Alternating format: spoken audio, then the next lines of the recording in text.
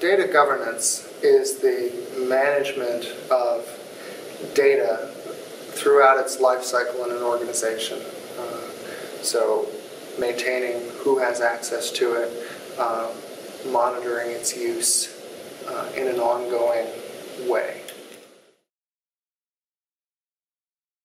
We typically are discussing unstructured and semi-structured data, which is all of the Office files, Word, Excel, PowerPoint, images, PDF files, all of the data that end users create and store on file servers, NAS devices, as well as SharePoint. Essentially, any data that isn't in an imposed structured system like a database. 80% of all organization data is unstructured. Second of all, it's growing. The same studies have mentioned that in 5 years they estimate 650% growth, which translates into roughly 50% year over year. It's also important, right? This contains, all sorts of information. It's really the information base of your organization. You mean like intellectual property, confidential information? And certainly. And then lastly, the processes to manage this data have been manual, inefficient, and ineffective.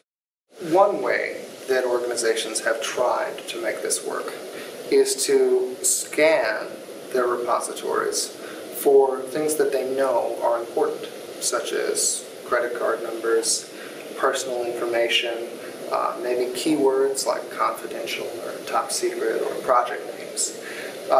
And that's no easy feat because a single terabyte of data, as a rule of thumb, could contain 50,000 folders, any of which might contain instances of sensitive data. So just to find it is sort of the beginning.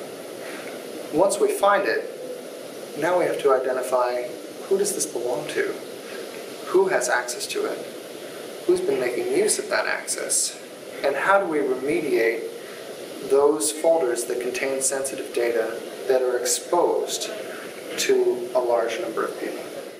If you want to lock down data properly, you're going to need to compare the state of the permissions with the actual usage. So if you want to try to do this on a few folders manually, you will need to, first of all, to just assess who's got access to that folder. You'll need to see in the ACL which groups have access to that folder, and then reference Active Directory to see who's in those groups. Permissions and who has access to business data is a business decision, and it should be made by a member of the business community. IT doesn't have the business context to make a proper decision about who should have access to business data. So assigning and tracking the ownership for any data set is critical to maintaining proper permissions. Some organizations will shift more quickly than others.